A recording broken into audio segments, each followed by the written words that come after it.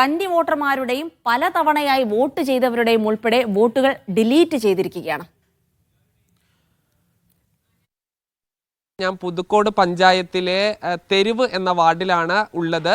ഈ വാർഡിൽ 62 പേരെയാണ് അകാരണമായി വോട്ട് വെട്ടിമാറ്റിയിരിക്കുന്നത്. അതിൽ ചില ആളുകൾ നമ്മളോട് പ്രതികരിക്കും. നിങ്ങളൊക്കെ ഇപ്പോൾ ഒരുപാട് കാലമായിട്ട് ഇവിടെ വോട്ട് ചെയ്യുന്നതാണോ? അതെ. ഇപ്പോൾ വോട്ട് മാറ്റി? അതെ, ഇപ്രാവശ്യം വോട്ട് മാറ്റിയിരിക്കുകയാണ്. എന്താ കാരണം എന്ന് അറിയില്ല. ഞങ്ങളും തുടർച്ചയായി വോട്ട് ചെയ്തുകൊണ്ടിരുന്നത് തന്നെയാണ്. അറിയാതെയും പറയാതെയും ഒരു പേരും വെട്ടിമാറ്റിയിരിക്കുന്നു. മാറ്റിയത് ഇപ്പം എന്നാണ് അറിഞ്ഞത്. നിങ്ങൾക്കും ഇവിടെ തന്നെയായിരുന്നു വോട്ട്? ഞാൻ ജനിച്ച മുതൽ ഇവിടെ തന്നെ വോട്ട് ചെയ്തിരുന്നത്. ഇപ്രാവശ്യം വോട്ടിന് മാറ്റിയിരിക്കുന്നത്. ആളില്ല എന്ന് പറഞ്ഞിട്ടാണ് കാണിച്ചിരിക്കുന്നത്. കന്നി വോട്ടറാണല്ലേ? ആദ്യമായിട്ടാണ് വോട്ടിൽ ചേരുന്നത്. അപ്പോൾ നമ്മൾ 6ാം വട്ടിക്കാണ്. അച്ഛനും അമ്മ 6ക്ക് മാറ്റുമായിരുന്നു. അപ്പോൾ 6ക്ക് മാറ്റുമ്പോൾ അവിടുന്ന് പറഞ്ഞിട്ടില്ല 6ക്ക് മാറ്റിയിട്ടുണ്ട്, തട്ടിയിട്ടുണ്ടെന്ന്. അപ്പോൾ അവർ ഇപ്പോഴാണ് അറിയണേ. നിങ്ങൾ പരാതിയായിട്ട് എന്തെങ്കിലും കൊടുത്തിരുന്നോ? നമ്മൾ നേരത്തെ പരാതി കൊടുത്തിരുന്നു. എൻ്റെ വോട്ട് നേരത്തെ ഈ ഇതിലുണ്ടായിരുന്നില്ല, 5ാം വാർഡിലായിരുന്നു.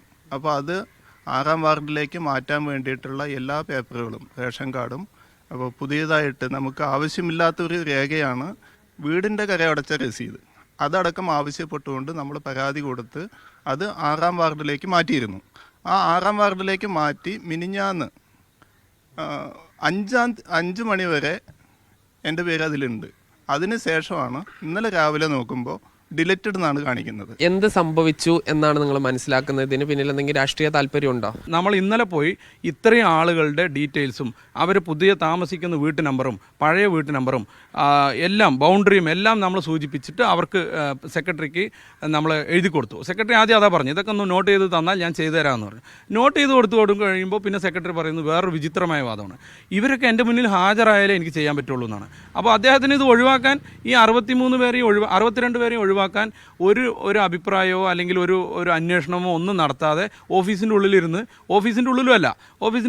ആ സാധനത്തിന് അവർ ഒഴിവാക്കുകയാണ്. നേരെ മറിച്ച് ഇതിനെ തിരിച്ച് റീ എൻട്രി ചെയ്യണമെന്ന് പറയുമ്പോൾ അവർ പറയുന്നത് ഇവരുടെ റേഷൻ കാർഡ് വേണം, അതേപോലെ തന്നെ ഇവരുടെ നിലവിലുള്ള വീട്ടു നമ്പറിൻ്റെ കരമടച്ച റെസീപ്റ്റ് വേണം.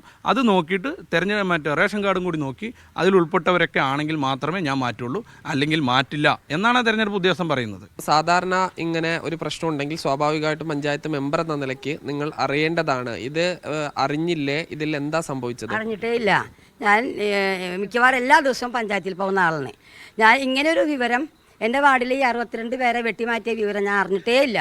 എന്നാൽ സെക്രട്ടറിക്ക് എന്നോട് നമ്മൾ പല കാര്യം സംസാരിക്കാറുണ്ട്. എൻ്റെ അടുത്തൊരു സൂചനയെങ്കിൽ തരാം, ചില സാങ്കേതിക തടസ്സങ്ങൾ കൊണ്ട് ഞാൻ ഇത്ര ആൾക്കാരെ വെട്ടിമാറ്റിയിട്ടുണ്ടെന്ന് ഒരു വാക്ക് പറഞ്ഞാൽ എനിക്കൊരു വിവരം കിട്ടുമല്ലോ. അതും ചെയ്തിട്ടില്ല.